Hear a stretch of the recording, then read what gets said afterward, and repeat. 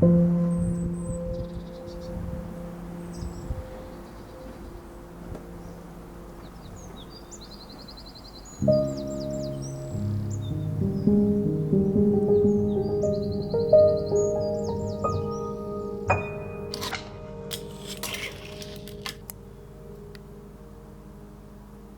best.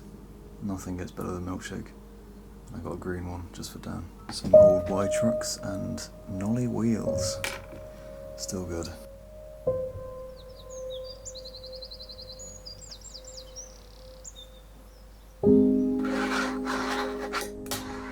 Time to go. See you soon, kitty cat. Love you, boy.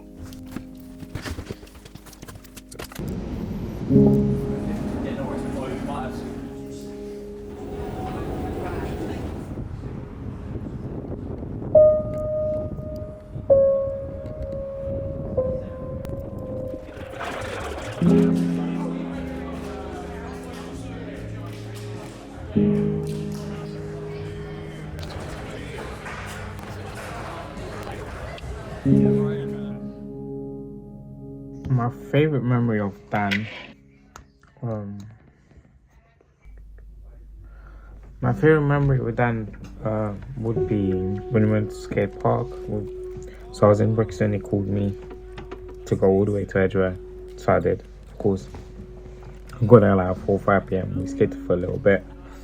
Then we was meant to head towards central London for South Bank, and he saw some people, and I was like, oh, I'm pretty sure they're going to a party.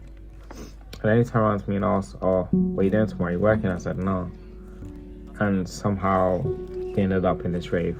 At 2 in the morning, Lee's coming and we had left our skateboards downstairs. Then he goes back, runs inside for the skateboards. That was one of the most epic Dan memories, I guess, because that's him being him. I didn't even know why I was doing that, to be honest. Anytime they showed up at an event would have been like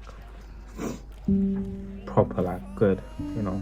The loud voice going loud, saying hi to everybody. Fast Fingers, I booked the same time flight but at the wrong airport, and I never realized that until like 2 days or 3 days before. So I ended up catching one, and mine arrived to Germany first, and he couldn't find an exit.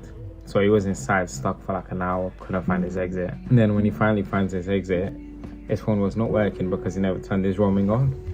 So he was just calling his dad like, oh, I need you to fix this, I need you to fix that. And it was just hilarious because I was like, have you checked your roaming? And he goes like, oh shit. Yeah, I guess those are my favorite memories of him. And the walks that we done in Germany as well. We had a quote which was, the event was called Fast Fingers, but we called it Slow Walks, Fast Fingers. Yeah. Dan always showed up. No matter what. No matter where the event was, even in Europe, he was there. He would show up. The world of fingerboarding is tiny. In England it's even smaller, and in London it's microscopic. But you could guarantee that he would be there.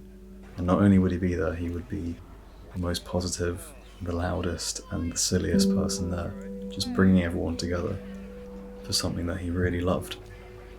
It was really, really special.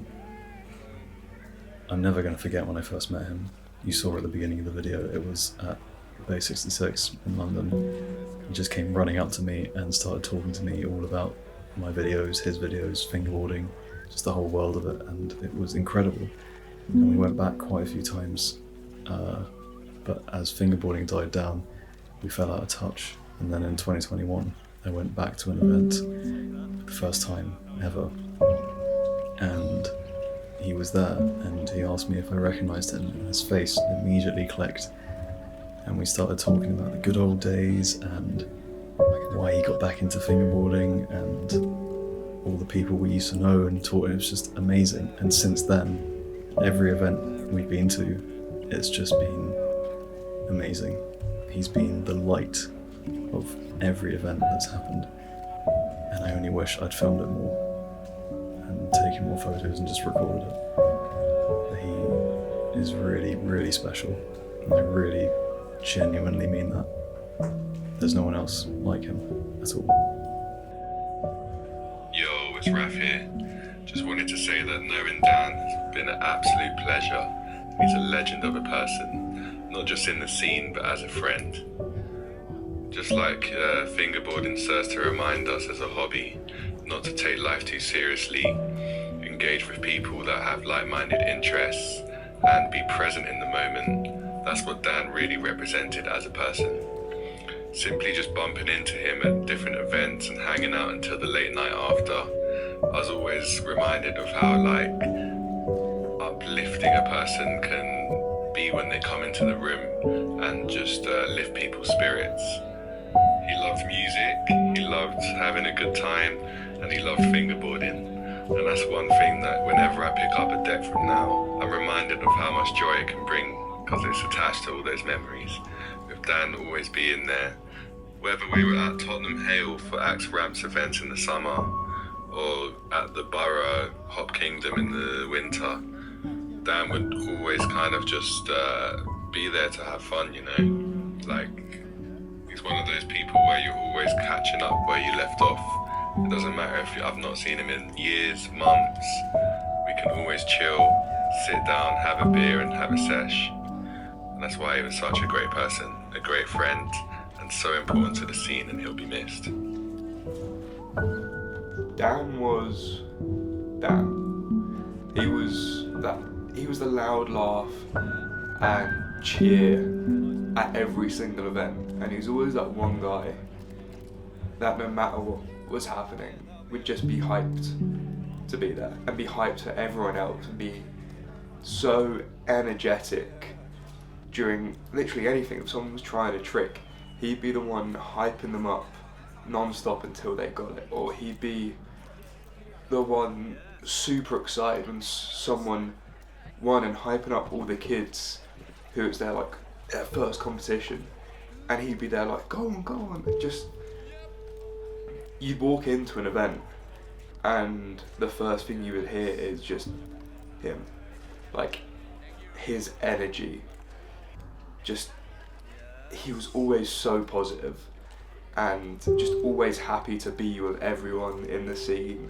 He was just happy, like he was always picking everyone up to be on his level of like, this is just, it's fingerboarding, you know, we're all here having a good time. And even beyond fingerboarding, like he was always asking me like, how is school going? How are your A levels going? You know, making sure that I was doing the best I possibly could, and he was always trying to push me in the right directions, and you know, making sure I was being the best version of myself, because I had known him from such a young age.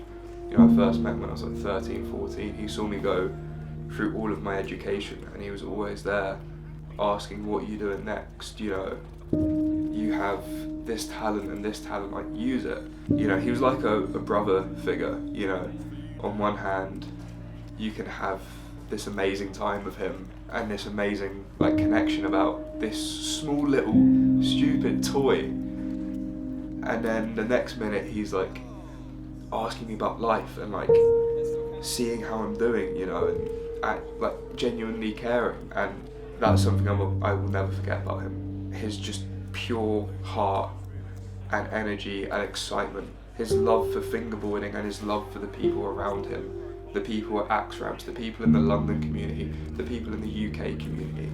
It was just like selfless love for everyone, and it was something I admired about him and will never forget about him, because he was a really special guy, and everyone who knew him knew his energy and just loved him, because you couldn't not.